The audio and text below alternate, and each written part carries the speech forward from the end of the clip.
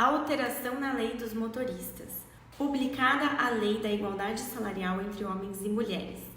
Semana de 4 dias úteis será testada no Brasil ainda em 2023. Vamos entender melhor sobre esses assuntos?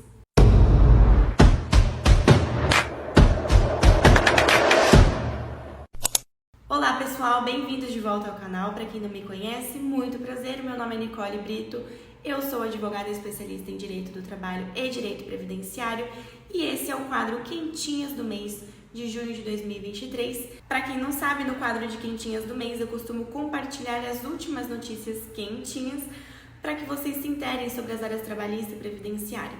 E hoje nós vamos tratar desses assuntos. Sem mais delongas, bora pro vídeo. O STF julgou inconstitucional no mês de junho 11 pontos da Lei 13.103 de 2015, que para quem não sabe, é a lei que regulamenta a profissão dos motoristas. Não vou aqui completamente me aprofundar nos dispositivos da lei que foram julgados inconstitucionais. Foram basicamente 3 pontos, vou passar entre aspas superficialmente por cada um deles e explicar o porquê o STF os julgou inconstitucional.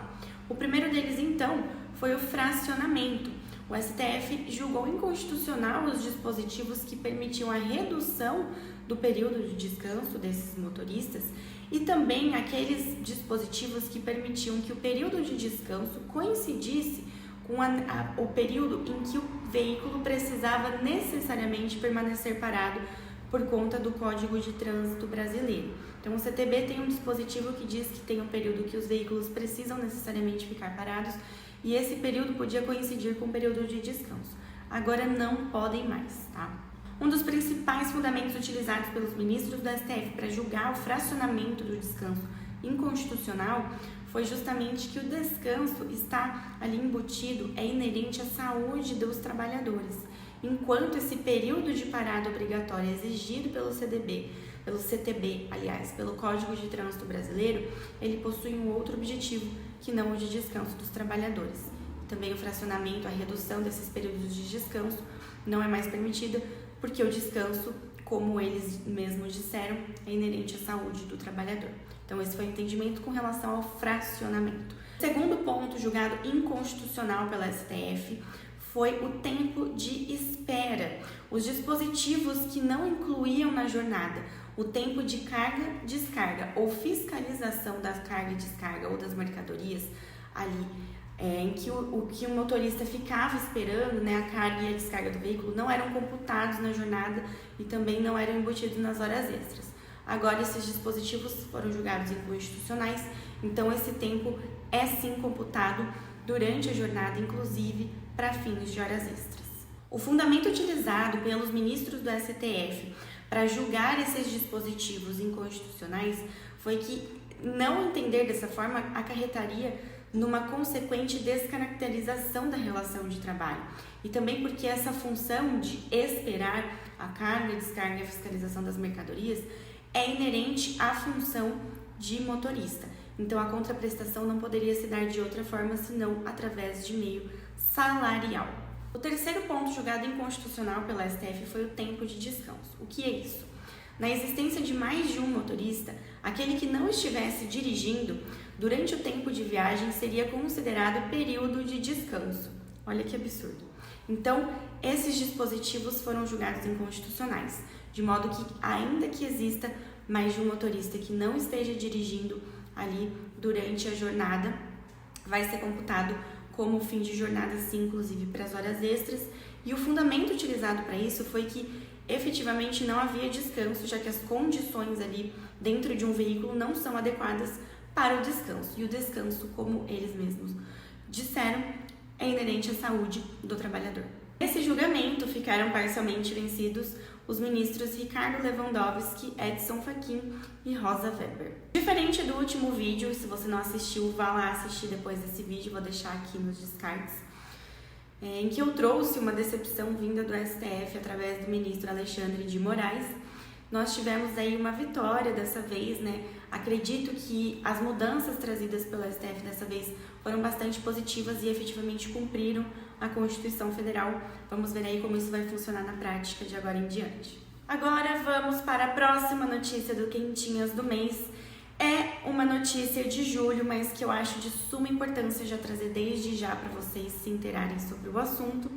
A Lei 14.611 de 2023 foi publicada e, para quem não sabe, essa é a lei que trata da igualdade salarial para homens e mulheres, de mecanismos que efetivamente façam cumprir a igualdade salarial dentro das empresas. Vamos entender melhor como funciona essa lei. Nesse momento você deve estar se perguntando: ora, mas já existe essa legislação. Nossa Constituição Federal já determina a igualdade salarial entre homens e mulheres. A CLT já estabelece a igualdade salarial entre homens e mulheres. Nossas legislações esparsas já determinam isso. Só que, na prática, a gente sabe que não é isso que acontece. Então, a ideia dessa lei foi efetivamente estabelecer mecanismos para que se cumpra a legislação da igualdade salarial. Porque, infelizmente, nós sabemos que é uma realidade, a diferença discrepante de mulheres que recebem bem menos que os homens e ocupam os mesmos cargos, os mesmos níveis hierárquicos. Infelizmente, é uma realidade por pouco tempo, porque tenho fé de que essa lei vai aí trazer mecanismos bastante efetivos para nós combatermos essa desigualdade. Vamos falar sobre isso. Entre os mecanismos estabelecidos pela lei para forçar que as empresas efetivamente cumpram a lei da igualdade salarial entre homens e mulheres, estão o aumento de fiscalização, canais de denúncias, estabelecimentos de canais de denúncia e estabelecimentos de relatórios de transparência, de canais de transparência. Falando brevemente sobre o assunto, como isso vai funcionar. Empresas que tenham 100 ou mais funcionários deverão apresentar semestralmente um relatório incluindo quais são os cargos, quais são os salários recebidos pelas pessoas ocupantes desses cargos e quais são os critérios salariais para que essas pessoas ocupem esses cargos, tá? É claro que tudo dentro da legislação da Lei Geral de Proteção de Dados, tá? E caso essas empresas não venham fazer isso, vai ser aplicada uma multa de 3% em cada folha de pagamento de empregados, limitado a 100. A ideia é que esses relatórios sejam enviados a um órgão governamental e esse órgão vai publicar num portal de transparência justamente para que a nossa população, os nossos cidadãos, fiscalizem essas questões para ver se as empresas realmente estão cumprindo com essa legislação da igualdade salarial constitucionalmente estabelecida, tá? Então vai funcionar mais ou menos dessa forma. Caso seja verificada alguma discriminação salarial por motivo de gênero, as empresas deverão estabelecer uma conduta através de um cronograma com prazos para mitigar essas práticas, e quem vai acompanhar isso de perto vai ser mesmo a fiscalização, as pessoas fiscais, né, os fiscais responsáveis por mitigar essas práticas. A lei não estabeleceu ainda quem vai realizar essa fiscalização. Acredito que seja o Ministério Público do Trabalho, mas aí a gente vai ver como isso vai funcionar na prática.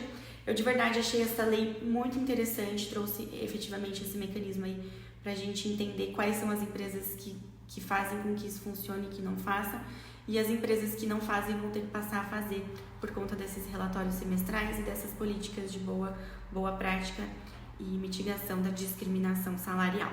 Nós estamos caminhando aqui para a nossa última notícia, que é sobre a semana de 4 dias úteis, que vai ser testada ainda esse ano no Brasil, ainda em 2023.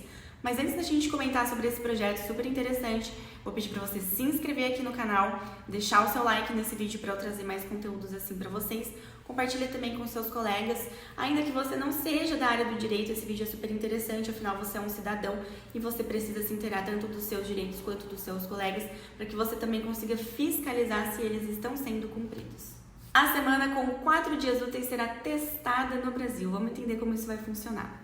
A ideia é realmente repaginar a jornada de trabalho, que nós sabemos que nós trabalhamos 5 dias e temos folga de 2 dias no sábado e no domingo. Algumas empresas não, mas a maioria sim.